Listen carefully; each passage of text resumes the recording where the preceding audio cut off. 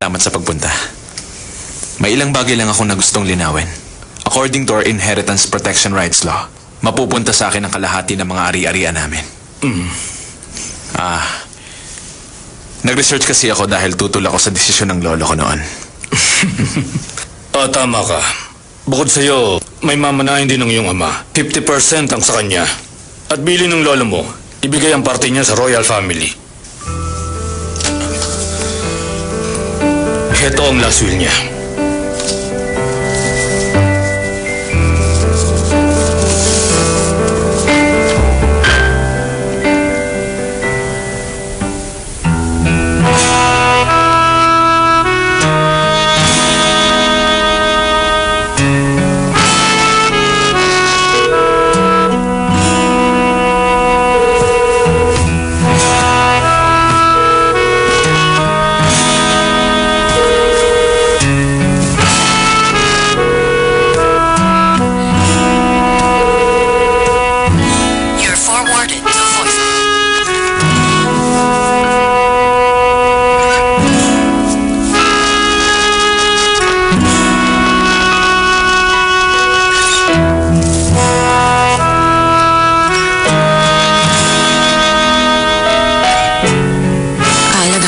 Kahit hindi ko alam kung anong klaseng bulaklak ang tutubo dito. Malulungkot ako dahil aalagaan ko itong mag-isa. Pero excited na akong malaman kung ano to. Alam kaya ni Mr. P.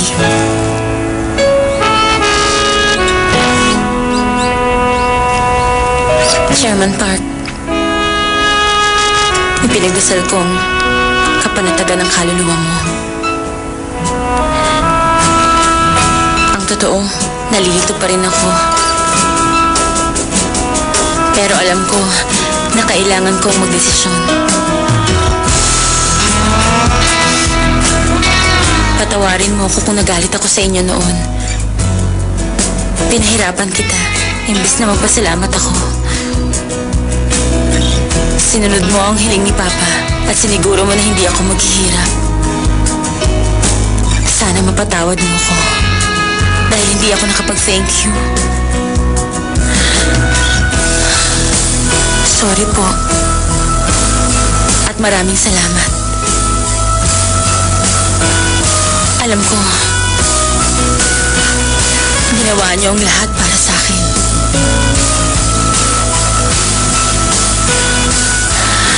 Ngayon, babalik na ako sa palasyo. At kahit nasaan ka man,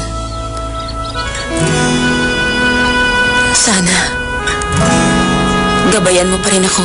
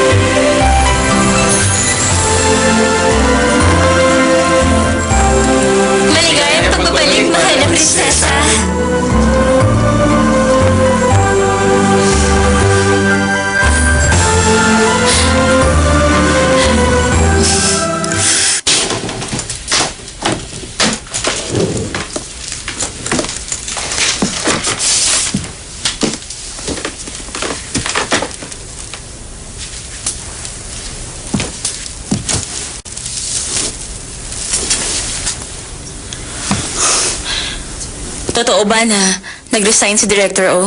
Kaya wala na siya sa palasyo? Hindi siya nag-resign. Pinatalasik po siya rito. Alam mo ba kung nasaan siya ngayon?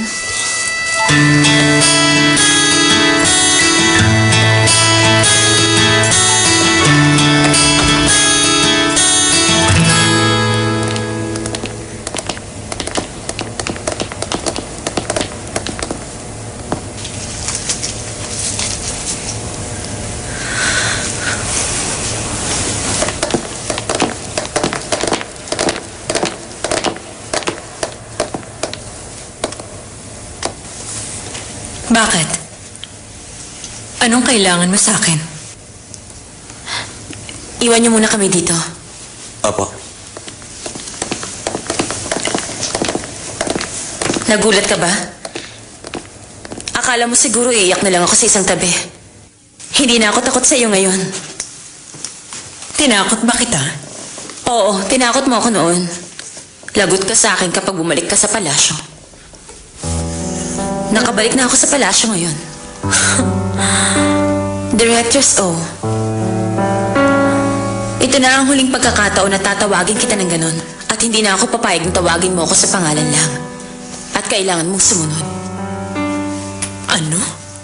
Simula ngayong araw, hindi ka na directress. Tinatanggal na kita sa trabaho mo, Marga.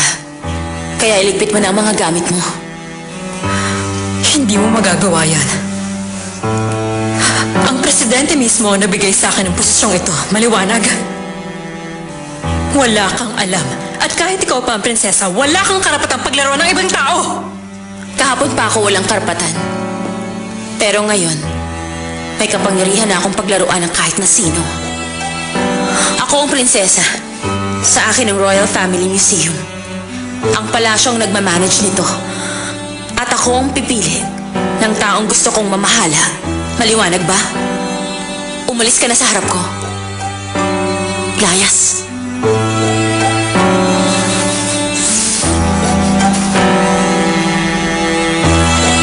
Alam mo ba ang tungkol dito?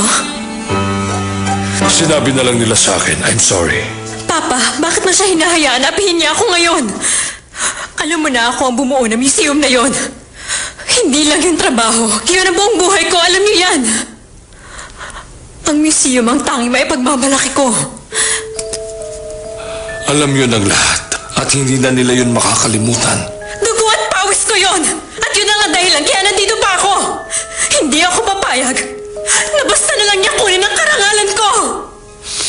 Kung wala ang Royal Family Foundation, hindi rin naman nila itatayo ang museum na yon. Alam mo noon pa, na yun ay para sa Royal Family History. Ito ang huling sahod mo. Kunin mo rin ito. Galing ito kay Chairman. Binigyan kanya ng mana. Shares yan sa Dehan Group dahil nagsilbi ka sa kanila. Yan lang ba ang halaga ng buhay ko? Maliit na share sa kanilang negosyo? Magpasalamat na lang tayo sa kanila. Kung gusto mo pa magtrabaho sa kumpanya, pwede ko silang kausapin na bigyan ka ng posisyon. Pero hanggang doon na lang ang magagawa ko. Ayusin mo ang buhay mo, Marga.